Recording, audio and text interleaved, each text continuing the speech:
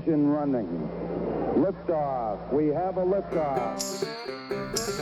Ladies and gentlemen, boys and girls, children of all ages, the Minot State Professional Communications Department proudly brings to you the Striha Sports Podcast with your host, Parker Striha.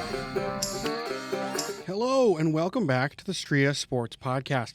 I'm your host, Parker Striha, and on today's episode, I'm going to be recapping Week 1 of the NFL season. I'm by no means a professional, but I do love talking about sports, so thank you for joining me.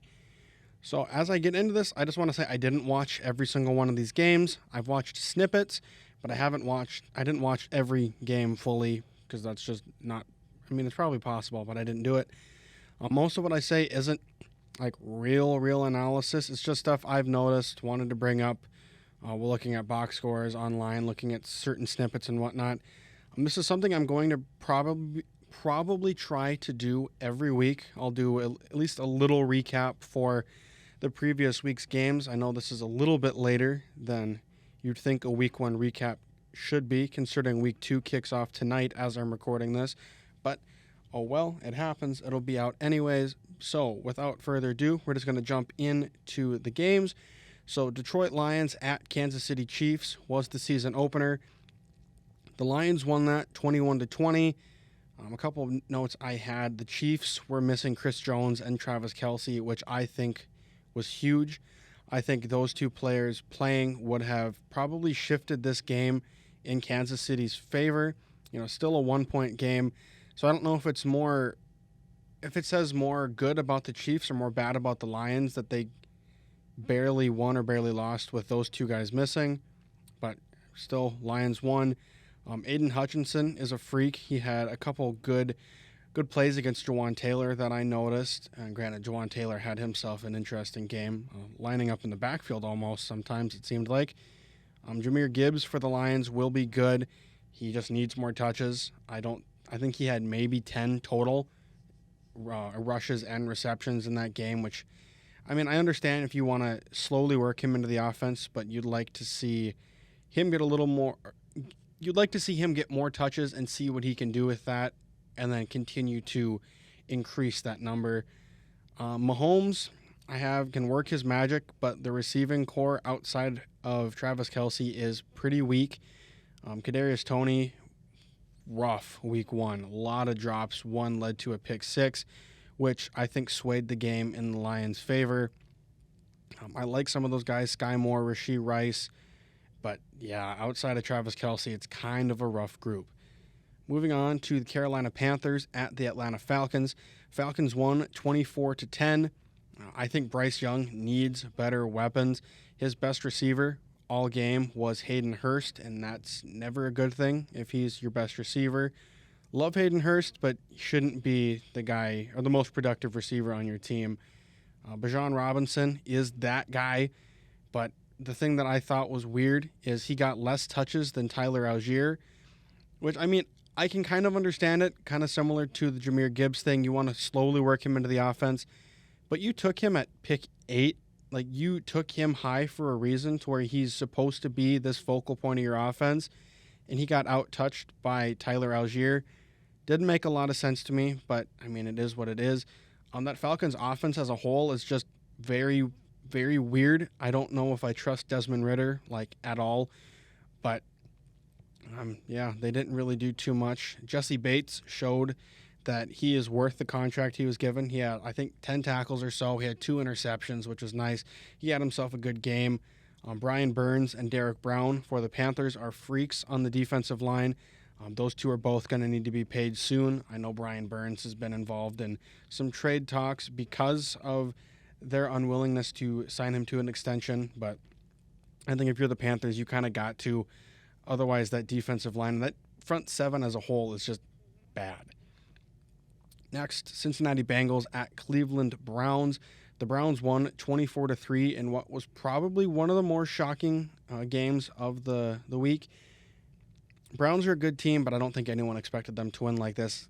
From what I saw, it was a very rainy game, and I know Joe Burrow probably still isn't 100% with that hurt calf, I think it was, that he's been dealing with for the past couple weeks. But yeah, that Browns defensive line is legit. Myles Garrett is a monster. I'm sure if you are on any form of sports or athletic social media, whatever you want to say, you saw the video of Myles Garrett doing the between the legs motions and then getting to the quarterback like almost as soon as that ball was snapped, which was unreal. Since he only had 142 total yards of offense, which is not great considering they have the potential to be the best offense in the league. And where was T. Higgins? Like I said, I didn't watch the game, so I don't really know what all happened, but he had 8 targets and 0 receptions, which is not something you want to be seeing from your number 2 weapon on offense and someone who is going to be wanting to get a contract extension soon. Just didn't really show up. Jacksonville Jaguars at Indianapolis Colts. Jaguars won 31-21. I think Anthony Richardson is going to be very good. He wasn't perfect in week 1, obviously, and he had probably the most question marks for a lot of these rookie starters, but I think he's going to be a freak. I think he's going to be very similar to rookie Cam Newton, but I think he has, Cam Newton, I think, had Steve Smith Sr., had a really, really strong running game when he was a rookie, but Anthony Richardson, he has no help when it comes to rushing the ball. What is it? Deion Jackson, Zach Moss, and Evan Hull. That's not going to do it. They need Jonathan Taylor back badly, and when he is able to come off the PUP list, they need to sign that man for as much money as he wants, because if not, they have 0 running game outside of Anthony Richardson, and that is not good, because that is going to be putting Richardson in a lot more precarious situations to where he's going to get hit a lot more. And I also think Calvin Ridley is still a very good wide receiver. I think he had a great game. I believe he got in the end zone at least once, may have been twice, but I'm very excited to see what this Jaguars offense and team can do as a whole this year. I'm very high on Trevor Lawrence. I think he is my MVP dark horse this season. Tampa Bay Buccaneers at Minnesota Vikings. The Buccaneers won 20-17. Justin Jefferson started off great, but he was a non-factor in the second half. I'm pretty sure first half he had like 7 receptions for 140 yards or something similar to that, and I think he finished the game with only like 150 or 160 total receiving yards, which not great, obviously. You start with almost 150 receiving yards and a half, and then you finish with 10 or 20 more total yards. And I don't think the Bucs secondary is that good, but I watched some of that game, but I don't really know what was going on there. I know he took the head off of a Buccaneer, I believe safety it was, after an interception. That was probably the play of the game. Highlight-wise, it was pretty entertaining to watch. I think Buccaneers can still win this really bad NFC South division. Obviously, there's a lot of questions with Baker Mayfield, but the team is still very talented. Offensive line has some question marks, obviously, but I think they could still win this division. And I think this game will probably end up mattering a lot as playoffs get closer, because these are two teams that, if they don't win their division, they're going to be fighting for a wild card spot, and this game could determine which one of them makes it and which one doesn't. Tennessee Titans at New Orleans Saints. The Saints won 16-15. The Titans' offensive line is extremely bad, but their defensive line is very good. A lot of pressure on Derek Carr on Sunday, not today. The Saints had no run game, which you don't like to see. Even with Alvin Kamara out, you'd like to see at least some semblance of a good or at least decent running game, but they did not have that. And I think the Saints' passing offense looked really good. However, it was against a really bad secondary. Chris Olave had a good game. We got our one game of the year for Michael Thomas. We probably won't see him the rest of the year just because that seems to be a trend with him. But yeah, not a great game overall. It was obviously close all games, 16-15 final score. You'd like to see more. I think the Titans could still be a good team this year, and I think the Saints have a legit chance to win their division. San Francisco 49ers at Pittsburgh Steelers. The 49ers won this game 30-7 in a dominant fashion. Brandon Ayuk, I think, is the clear wide receiver 1 in that offense now. It is not Deebo Samuel. I think if you say it's Deebo, you're crazy. He's definitely more of a gadget guy, and it shows week after week. The Niners looked like a team that is paying top money to multiple positions. They dominated a Pittsburgh team that I still think could be fairly good this year. But yeah, the Steelers had no shot to win this game. I think TJ Watt should still be the Defensive Player of the Year favorite after missing, I believe, just like the back half of last season, only played in like 9 or 10 games. But, he had 3 sacks. I think he had like a forced fumble recovery. He was in the 49ers backfield basically all day. And apparently Kenny Pickett played a lot of the game with a concussion, which is something I saw, and I don't know if it's true or not. But if it's true, that's bad, obviously, for his health. But that would also kind of explain why the Steelers kind of sucked all game. Moving on to the Arizona Cardinals at Washington Commanders. Commanders won 20-16. Kind of looking at the box score of that game, I was shocked that the Cardinals had 6 sacks. Did not see that coming. Washington's offensive line is obviously by no means great, but the Cardinals' front 7 is not that good either, which just shocked me. The Cardinals' offense is also very bad. Like, from the top to bottom, that offense is bad. I mean, obviously, there's guys like Paris Johnson Jr., who's very good. James Conner is all right. Marquise Brown, Rondale Moore. But, yeah, they need Kyler Murray back, but I don't know if he's going to be back this year. Because if they're really bad, I don't think he's going to rush rehab. I don't think he's going to rush getting back out there for a bad team. And I think this is a big win for the Commanders, especially for their head coach, Ron Rivera, who I believe is coaching for his job. I think if he slips up and this team starts to go on a 2, 3, 4 game losing streak, he's probably going to be a scapegoat and he will probably be fired. Moving on to the Houston Texans at Baltimore Ravens. The Ravens won 25-9. I have Zay Flowers is that guy. He is their wide receiver 1, and he is as good as advertised. He is so fun to watch. Ravens are cursed. I believe they're cursed when it comes to injuries. Throughout that game, they lost Marcus Williams, J.K. Dobbins, Ronnie Stanley, Tyler Linderbaum. Not great, because those are 4 starters, and those are 4 big-time starters, like very important starters. That's left tackle, center, running back, and safety. Those are not guys you want to see missing. But I personally want to see more of that Ravens passing offense. I think it looked good, but I want to see more. I want to see more pass attempts. I want to see what these receivers can do. And I want to see what Todd Monken can cook up at that offensive coordinator position. I want to see the full capabilities of this offense. Yeah, like I said, with Dobbins getting hurt, I have no idea what they do for running back, because it's not going to be Gus Edwards. It can't be Gus Edwards, Justice Hill, any of those guys. You can't trust them to go for the full season. But I don't know. Do they sign Kareem Hunt? Do they go for Leonard Fournette? Do they try to trade for Jonathan Taylor? Like, I really don't know what they're going to do. Moving on to the Green Bay Packers at Chicago Bears. Packers won 38-20. Jordan Love wasn't perfect, but I think he had a very good first game, and I think he proved a lot of people wrong, especially I think his name was like Adam Sheen, whatever. Granted, he's kind of an idiot. I don't really like that guy, but Jordan Love looked good, I thought. I think he looked very promising. 3 touchdowns, which is nice. Over 200, I think 250 yards around there. Very good, but also against a not very good team. Packers defense, I think, can be very good. I think they were really exciting to watch all game. Quay Walker had an unreal pick 6. They were in Chicago's backfield all day. Lucas Van Ness chased down Justin Fields for a sack. Devontae Wyatt was back there all game. Rashawn Gary was unreal in only like 10 snaps, which was awesome.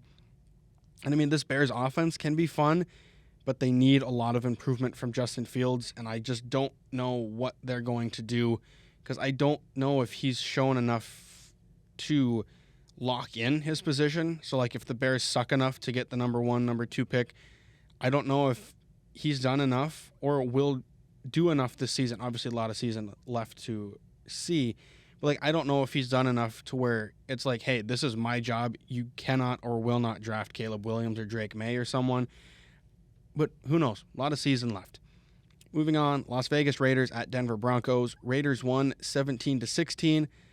Jacoby Myers looked unreal. He had a lot of good plays in that game, 2 touchdowns, but then left the game with a concussion after, I believe it was Kareem Jackson, I think, that took his head off. Like, unreal hit, like scary hit almost.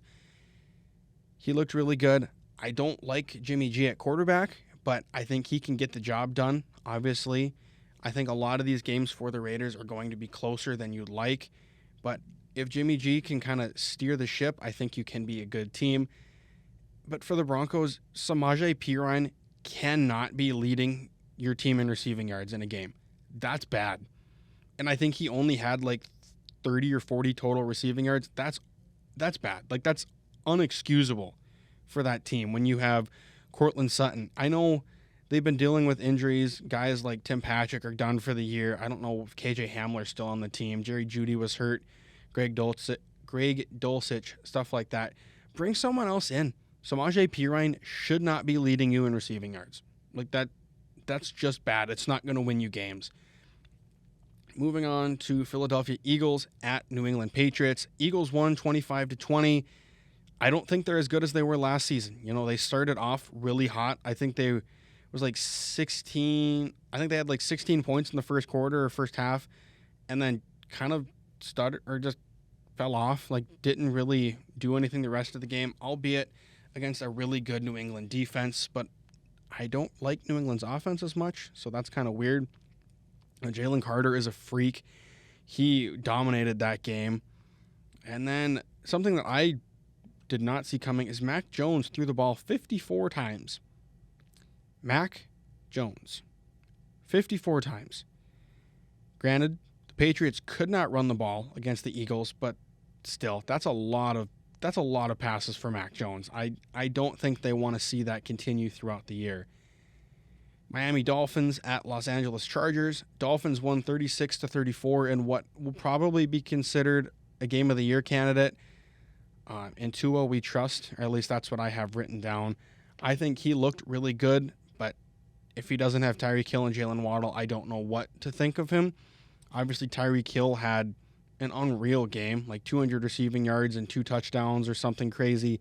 Jalen Waddle looked good out there, but yeah, that Dolphins passing offense looked awesome, but the Chargers passing offense did not. Like, I was very disappointed at that. You know, Quentin Johnson, Mike Williams, and Austin Eckler were all pretty much non-factors from guys you'd like to see getting a lot of targets, a lot of receptions, yards, all of that jazz. Yeah, I didn't think they were as good as they could be. I think Brandon Staley is kind of similar to Ron Rivera as a guy who's coaching for his job, because if the Chargers are disappointing again this year, I don't think he is their head coach next year. I think it's as simple as that, and it'll be interesting to see how this all unfolds.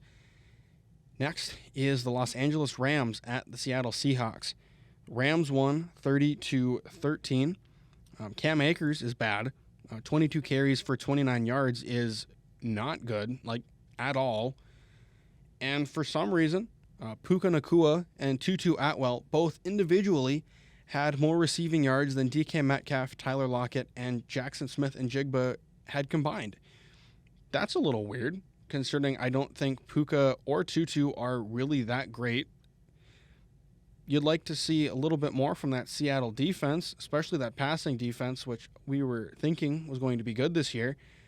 But what the heck is going on for the Seahawks? That was a bad game all around, defense, offense, and I'll be completely honest, a very untalented Rams team to come into Seattle and win like that, it's not very promising. You definitely would like to see more from a team who thinks they are pretty much locked into a wild card spot.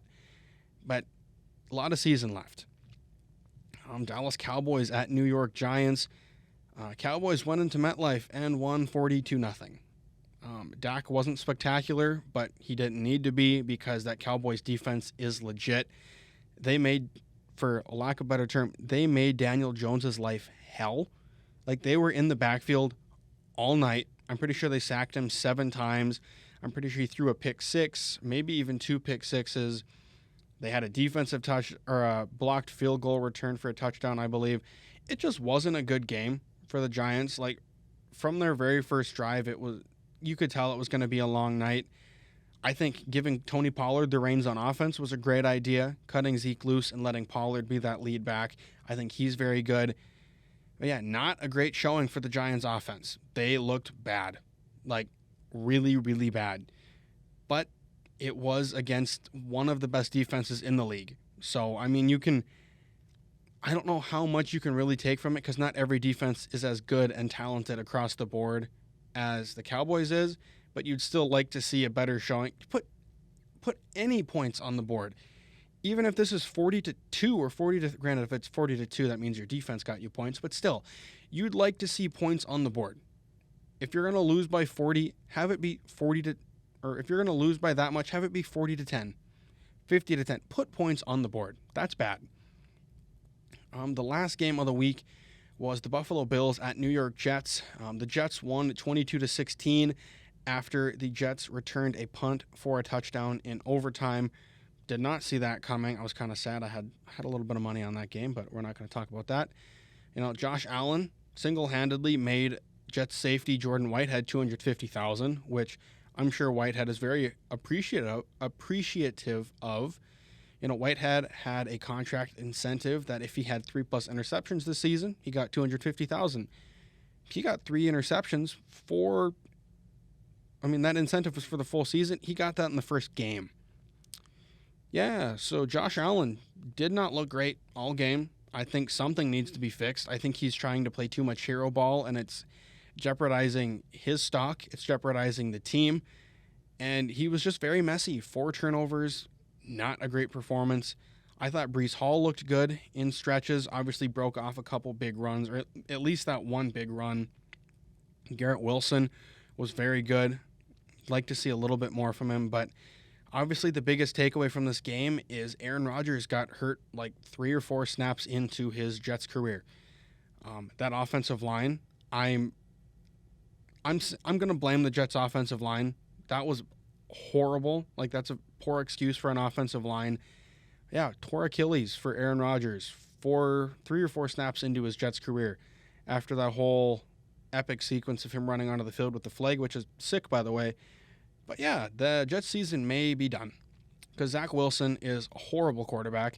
He is not going to get you to the playoffs. He's not going to win you a Super Bowl. So what do you do now? I don't understand why they're so confident in him, or at least they're pretending to be confident in him. But yeah, I don't know what they do at quarterback. Do they sign Carson Wentz, Matt Ryan, Tom Brady? Do they trade for an Andy Dalton? Do they trade for Jacoby Brissett? I truly have no idea what they do this year. I think if you roll with Zach Wilson, you're screwed. There are definitely more inappropriate words I could use for that, but I think they're screwed if they stick with Zach Wilson. And this could seriously put their season in jeopardy, in my opinion.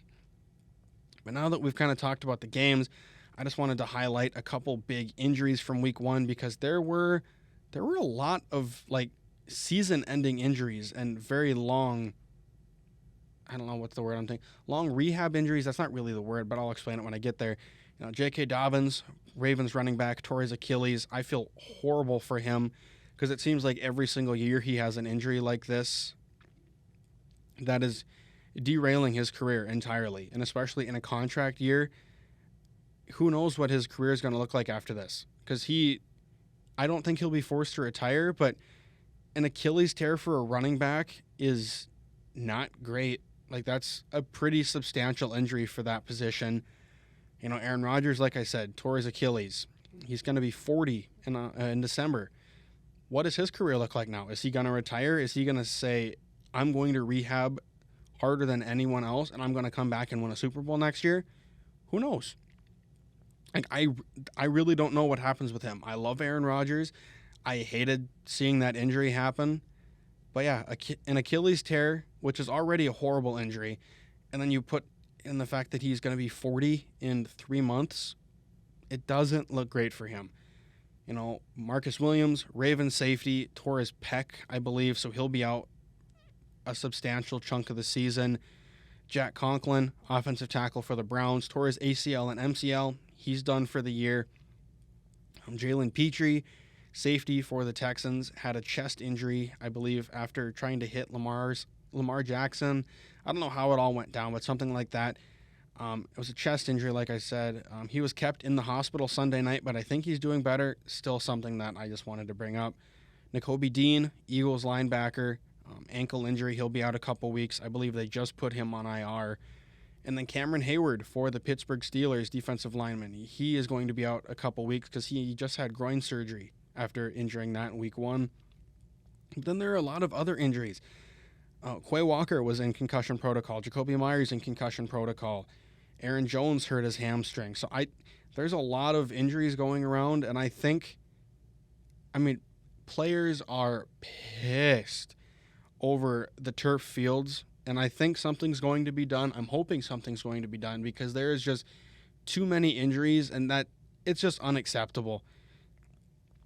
Obviously you can't control injuries, but if you can control the playing surface and not have it be the garbage turf that they've been using, I think that would do a lot of good for the league in general. But before I exit, I would just like to give a huge thanks and shout out to KMSU and Minot State University for allowing me to use this podcast room and our facilities. Go check them out, KMSU Channel 19. We do have an app, KMSU TV radio /radio, that you can look up and listen to our streams every day. But that is all I have for you guys today. Don't forget to like and subscribe and hit that notification bell